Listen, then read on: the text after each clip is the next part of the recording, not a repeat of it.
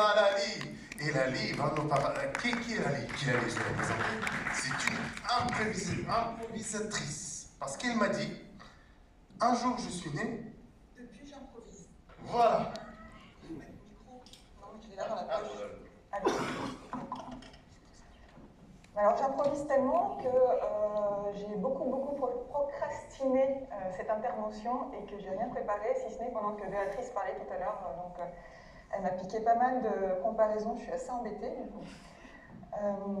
La procrastination, en fait, c'est l'une de mes routines. Moi, en tant que personne autiste diagnostiquée il y a 3 ans, j'ai enfin appris à me connaître et à savoir que toutes ces espèces de bizarreries aux yeux des neurotypiques, finalement, ne sont que l'expression de mon autisme en particulier et de mes immenses qualités.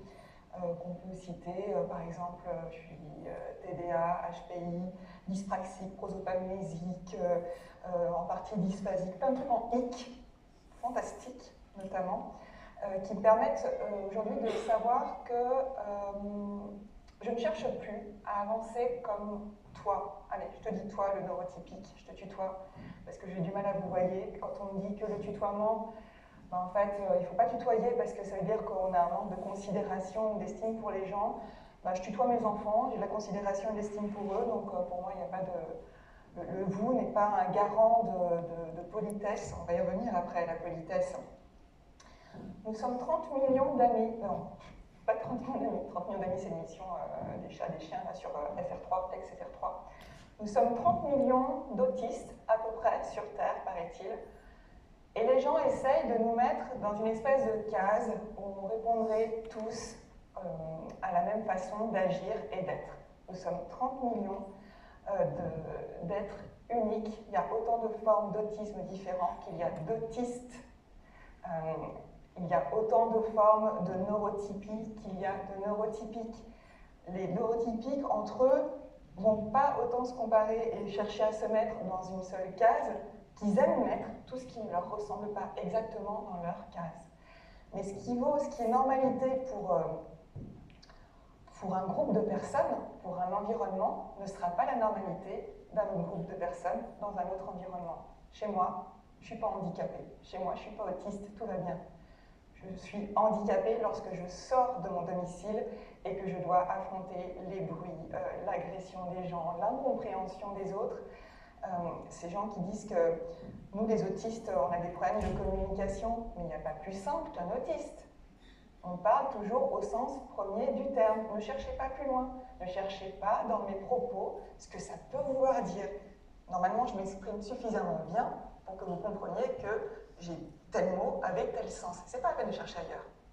C'est souvent ce qui dérange d'ailleurs les neurotypiques. On va nous dire qu'on est désagréable. Ben oui, parce qu'en fait, on pense ce qu'on dit, et pire, on dit ce qu'on pense. Mais dans ce cas-là, si ça vous dérange d'entendre la réponse, une réponse honnête, qui sera forcément celle qu'un autiste vous fera, pourquoi lui demander si il aime votre nouvelle coiffure? T'aimes ma robe? Tu trouves pas que j'ai grossi? Ne posez pas la question si vous ne voulez pas avoir la réponse honnête et franche. Aujourd'hui, j'essaye de contourner le truc en disant « Je sais pas, t'en penses quoi, toi ?» Ça fait les gens, donc, dans ce cas-là, se disent « Ah, il y a un truc ». Donc, ils se vexent.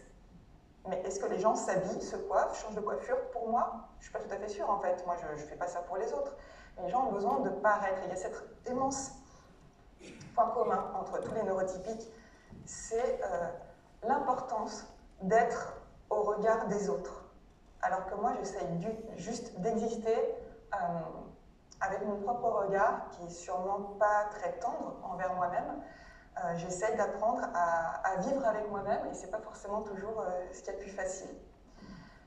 On a beau être tous uniques, nos 30 millions d'AA, les autistes anonymes, il y a quand même quelque chose qui nous rassemble, hein, en point commun, on l'a vu précédemment, c'est quand même les difficultés de communication.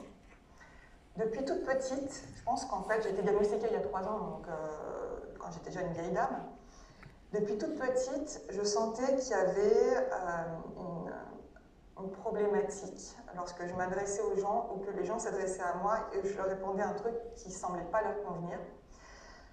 Et du coup, coup, j'ai intuitivement senti qu'il fallait que j'apprenne vraiment le sens du mot pour pouvoir exprimer ma pensée le plus clairement possible.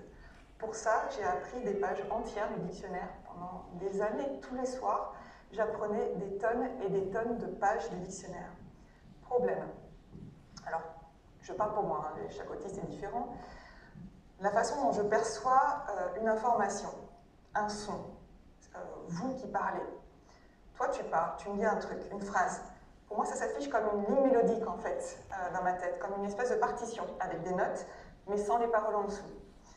Et à toute vitesse, il faut que j'arrive à décortiquer chaque item de la phrase, l'article, le nom, le verbe, l'adjectif, l'adverbe, etc. Ça se fait à toute vitesse, mais c'est déjà un premier effort intellectuel. Régulièrement, la langue française est ainsi faite que un son peut avoir plusieurs sens.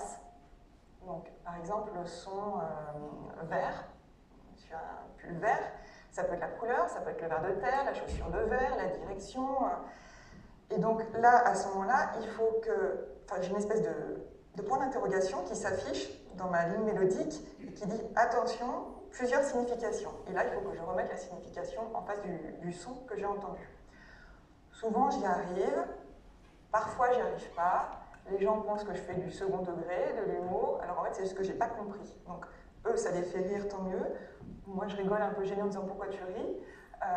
Ça peut créer des espèces de disparités dans nos compréhensions communes. Puis on a aussi des mots qui s'écrivent de la même façon, on le sait. Par exemple, le mot côte, C-O, accent circonflexe T-E, qui a une douzaine de significations dans le Larousse. Donc, quand ce mot côte sort de la bouche de mon interlocuteur, je dis mince, mais laquelle des 12 significations il a voulu donner dans la phrase. Donc il faut remettre le sens en face du son, en face du contexte général, à toute vitesse. Et ça, c'est de 6h30 du mat quand on se dit bonjour à 23h quand on se dit bonne nuit. En fait, toute la journée, c'est cette interprétation, cette traduction qui m'épuise. Et de temps en temps, mais je ne suis plus en capacité d'être disponible pour comprendre. Donc les gens vont dire, mes enfants, quand ils étaient ados, pas tout à fait sortis de l'adolescence pour certains, avant que je sois diagnostiquée, trouvaient que j'étais terriblement attachante, parce que je les reprenais sans cesse. Je sais pas, quand ils arrivent à l'adolescence, ils ne connaissent plus qu'un ou deux verbes, donc être, faire, machin. Puis, et du coup, j'avais besoin souvent qu'ils précisent quand même, en disant, t'as voulu dire ça ou ça? Enfin, maman, tu fais exprès de pas comprendre. Bien sûr que j'ai voulu dire ça. Dans ce cas-là, il fallait utiliser tel verbe. Oh ouais, ok. Le fait de pouvoir leur dire que je suis autiste, aujourd'hui, quand je leur demande de repréciser un point, ils ne vont pas s'énerver, ils vont dire oui, ils auraient pu être plus précis.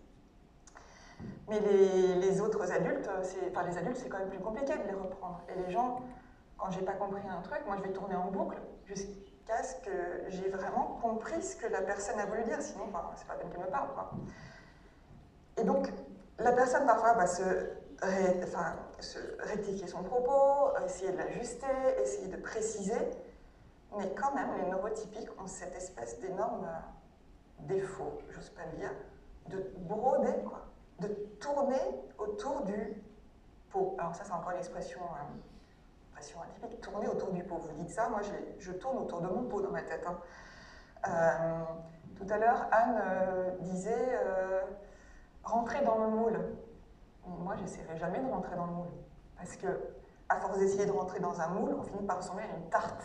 Et clairement, c'est juste pas l'idée que j'ai envie d'avoir de moi-même. Donc l'expression se faire comprendre, comprendre les autres, c'est compliqué. Et c'est ce qui fait que je me passionne pour la communication entre animaux, qui me semble plus simple en fait. Voilà. Et comment ça fonctionne, je ne sais pas. Pourquoi? Comment les pigeons font-ils pour communiquer entre eux une information? Ils ne se disent pas tout le temps la même chose. Et pourtant, je vais vous mettre ça en tête et ça va bien vous énerver parce que du coup, après, vous penserez à moi et tout. Un pigeon, quand il chante. Il fait rou, rou, rou, rou, rou, rou, rou, rou, rou, rou, rou, rou, rou. Il finit toujours par un rou, comme si c'était un point final. Pourquoi? Cette semaine, les pigeons se sont remis à roucouler et on entend des bébés pigeons là, dans les arbres des voisins. Eh bien, les petits roux ne vont pas jusqu'au roux final. Donc je pense que ce sont les parents qui leur apprennent à... Je sais pas, il y a un sens dans ce roux point final qui m'étonne. Du coup, en général, quand je mets ça dans la tête des gens, ils me disent « Ah, attends, je vais chercher ». Je n'ai toujours pas eu la réponse. Ça fait 6 mois que je me pose la question, pas eu la réponse. Et donc, la communication entre animaux, ça me passionne. Est-ce qu'un pigeon peut être droitier, gaucher? Est-ce que toutes les expressions qui tournent aussi autour des animaux. Qu'est-ce qu'on a entendu tout à l'heure? Roule ma poule. On était en atelier au CRAIF. Roule ma poule. Roule ma poule, non. Caquette ma poule. Picore ma poule. Chante ma poule. Mais roule ma poule, ça ne veut rien dire. Toutes ces expressions, je vois la poule avec des roulettes et ça ne veut rien dire pour moi. Souvent, ça fait sourire les gens quand on leur dit ça parce qu'ils disent bon, on le fait quand même exprès, quoi. Mais toutes ces expressions, genre il pleut comme vache qui pisse. Non, mais enfin, je sais pas qui peut dire ça. Alors, la dernière fois, j'avais pas compris cette expression, donc je demande à mon voisin qui me dit oui, ça veut dire tomber des cordes. Ah bah, c'est pas tellement mieux en fait. Hein. Il pleut fort, quoi. Pourquoi chercher toujours des images Et ce qui m'étonne, c'est pourquoi, si c'est imagé, pourquoi pas, mais pourquoi les gens ne cherchent pas à comprendre l'exact origine et signification du sens, pourquoi pas? Dans ce cas-là, on s'endort un petit peu moins, un peu plus érudit, disons, le soir, quoi. Mais le bouquet des expressions imagées comme ça, on ne peut pas juste les utiliser sans savoir exactement d'où ça vient et ce que ça veut dire. Et en général, ça ne veut rien dire. Un chaud lapin, un hot rabbit. On dit bien un hot dog. Pourquoi un hot dog? Vous mangez du chien chaud, vous? Je ne sais pas, tous ces trucs qui m'envahissent la tête tout le temps. Je continuerai un peu en disant que souvent on dit que les autistes sont désagréables, parce qu'on a tendance à dire ce qu'on pense, à être direct, franc. Pour moi, c'est juste une question de communication plutôt simple que tout le monde devrait adopter. Régulièrement, je peux entendre dans la même journée « t'as pas l'air autiste ». Et fais pas ton autiste. Donc, bon, je sais pas, il y a un moment, il faut choisir, hein, parce que entre les deux, en tout cas, je suis complètement autiste, je le revendique. Je ne suis pas autiste avant tout. C'est pas une excuse d'être autiste, mais en tout cas, c'est une explication. Et en ouvrant la parole sur le sujet, surtout chez les femmes, tout à l'heure, il y avait une question sur le fait que les femmes n'étaient pas bien diagnostiquées, demander s'il y avait moins de femmes, etc., qui étaient autistes que les hommes. On n'en sait rien. Mais vu les échos que j'ai à chaque fois que je fais une intervention, attendez-vous à voir de plus en plus de femmes autistes sortir du bois, enfin se révéler, pour que ça devienne un non-sujet en fait. L'autisme, c'est pas grave d'être autiste.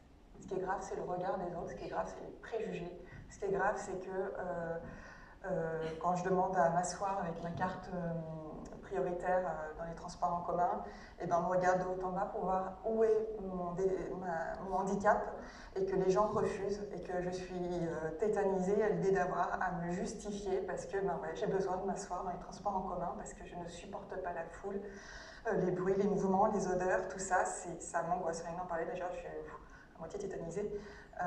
Que les gens apprennent en fait que le handicap ne se voit pas, 80% des handicaps sont invisibles. Je crois que ça n'avait pas encore été dit aujourd'hui, donc c'est pas mal de le rappeler. 80% des handicaps sont invisibles. Et quand on me dit « ouais, mais c'est pas écrit sur ton front que tu es autiste », ouais, mais il n'y a pas marqué non plus que je suis diabétique, que j'ai une endométriose ou machin, tout ça. Rien n'est marqué sur le front, ça ne veut rien dire, quoi. Par contre, c'est pas marqué sur ton front non plus que tu es con. Quoique, c'est un handicap qui se voit quand même plus facilement, plus détectable bien souvent que l'autisme.